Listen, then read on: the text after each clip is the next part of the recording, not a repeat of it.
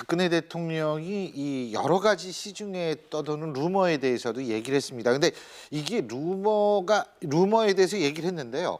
어쨌든 거기서 우리가 좀 주목해야 될 부분은 있는 것 같습니다. 관련 영상 먼저 보시죠. 향정신성 약품을 먹었다든지 구술했다든지 그 외에 여러 가지가 있는데 전혀 사실이 아니고 터무니없는 얘기입니다.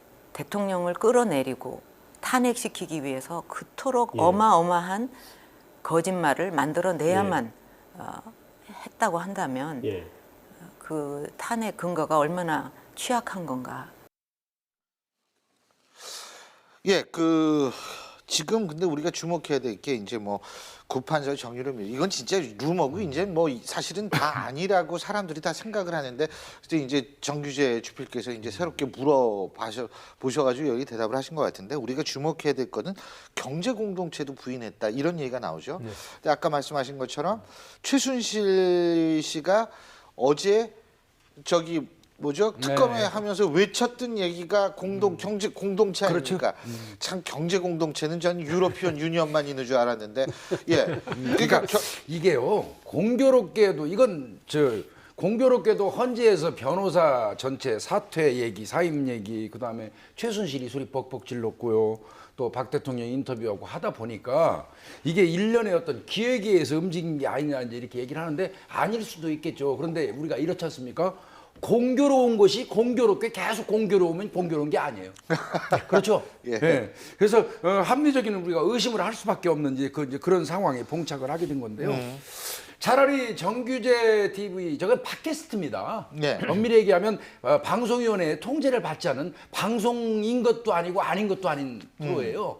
거기에 이제 대통령이 나오신 건데 참 그것도 참 아픈 일이기도 합니다. 대통령이 그런 인터뷰를 했다는 게. 근데 정작이 진짜 이제 우리가 국민들이 원하는 건 한다고 그랬으면 질문하려면 이런 거 물어봤어야죠. 정호성의 또 녹취 파일 통화요. 그다음에 아니면 안종범 수석의 수첩이라든지 그렇지 않습니까? 그다음에 김영한 비망록이라든지 이런 거를 어제 중점적으로 질문을 했고 대통령이 근거를 대면서 혹은 내 통장하고 저 통장하고 다 들이대면서 이런 인터뷰가 진행이 됐다면 오늘 우리가 이런 얘기도 안 하고 있겠죠.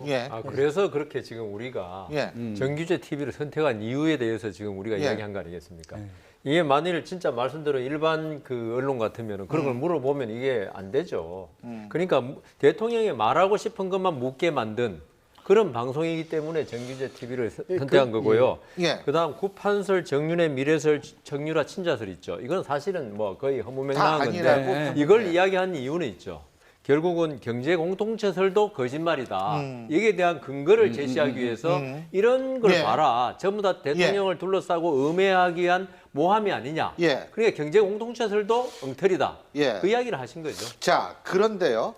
자, 지금 여기 여러분 보십니다만 바로 여러 가지 여러분들이 평가를 내리시는데 탄핵 후 첫 인터뷰 땡땡은 있고 땡땡은 없다. 여기에 뭘 집어넣으시겠어요? 자, 부총장님.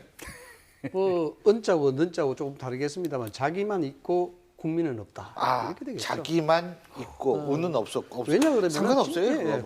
사자성어에도 오자성어 얘기한 사람이 있는데요. 실질적으로 그 인터뷰 내용들은 우리가 그동안 있어 왔었던 루머가 유언비 아니겠습니까? 루머가 유언비였는데